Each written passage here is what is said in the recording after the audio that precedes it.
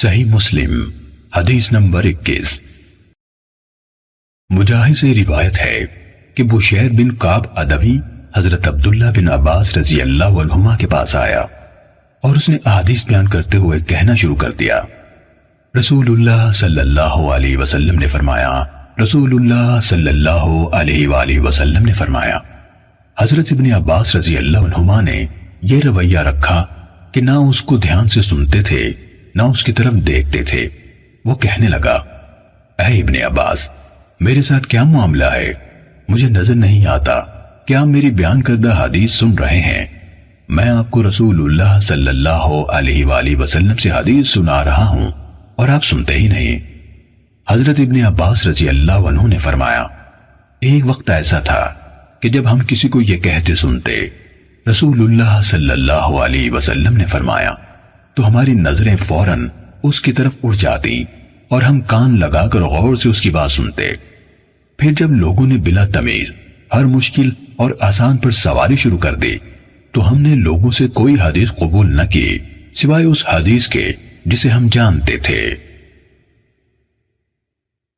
صحیح مسلم حدیث نمبر 21۔ صحیح مسلم حدیث نمبر 22۔ ابن ابی ملائکہ سے روایت ہے، کہا، میں نے حضرت عبداللہ بن عباس رضی اللہ عنہما کی طرف لکھا اور ان سے درخواست کی کہ وہ میرے لیے ایک کتاب لکھیں اور جن باتوں کی صحت میں مقال ہو یا جو نہ لکھنے کی ہوں وہ باتیں مجھ سے چھپا لیں۔ انہوں نے فرمایا، لڑکا خالص احادیث کا طلبکار ہے، میں اس کے لیے حدیث سے متعلق تمام معاملات میں صحیح کا انتخاب کروں گا اور موضوع اور گھڑی ہوئی احادیث کو ہٹا دوں گا۔ کہا، انہوں نے حضرت علی رضی اللہ عنہ کے فیصلے منگوائے اور ان میں سے چیزیں لکھنی شروع کی، اور یہ ہوا کہ کوئی چیز گزرتی تو فرماتے، بخدا یہ فیصلہ حضرت علی رضی اللہ عنہ نے نہیں کیا سوائے اس کے کہ خدا نخواستہ وہ گمراہ ہو گئے ہوں، جبکہ ایسا نہیں ہوا۔ صحیح مسلم حدیث نمبر 22۔ صحیح مسلم حدیث نمبر 23۔ عمر ناقد، سفیان بن عیینہ، ہشام بن حجیر، تاؤ سے روایت ہے، کہا، حضرت ابن عباس رضی اللہ عنہما کے پاس ایک کتاب لائی گئی جس میں حضرت علی رضی اللہ عنہ کے فیصلے لکھے ہوئے تھے، تو انہوں نے اس قدر چھوڑ کر باقی سب کچھ مٹا دیا، اور سفیان بن عیینہ نے ہاتھ جتنی لمبائی کا اشارہ کیا۔ صحیح مسلم حدیث نمبر 23۔ صحیح مسلم حدیث نمبر 24۔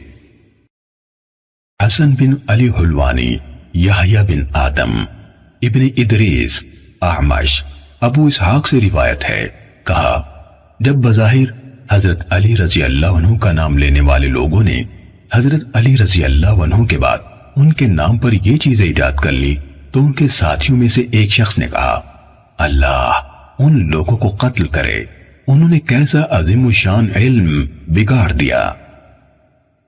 صحیح مسلم حدیث نمبر 24۔ صحیح مسلم حدیث نمبر 25۔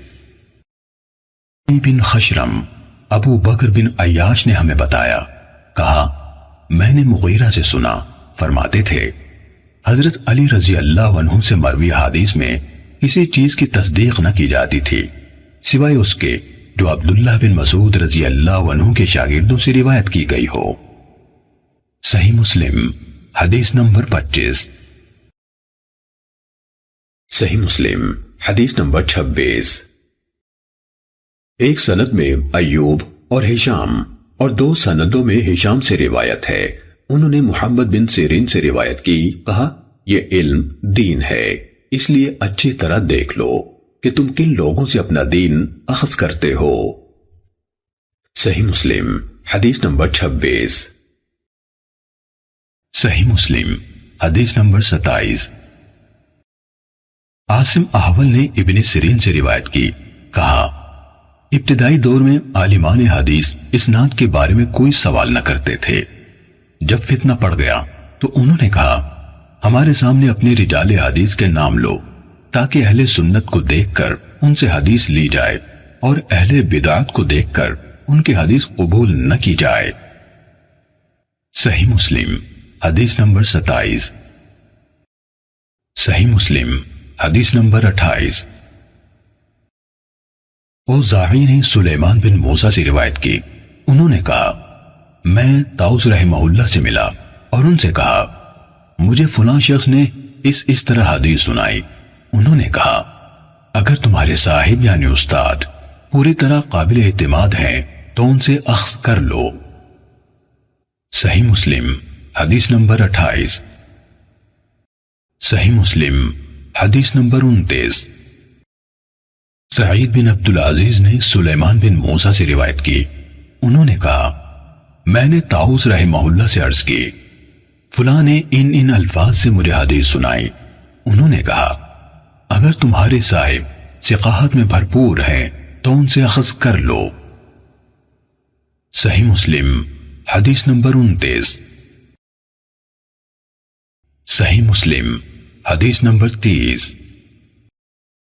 عبد الرحمن بن ابی زناد نے اپنے والد سے روایت کی، کہا میں مدینے میں 100 اہل علم سے ملا جو دین میں تو محفوظ و معمون تھے لیکن ان سے حدیث اخذ نہیں کی جاتی تھی، کہا جاتا تھا یہ اس علم کے اہل نہیں۔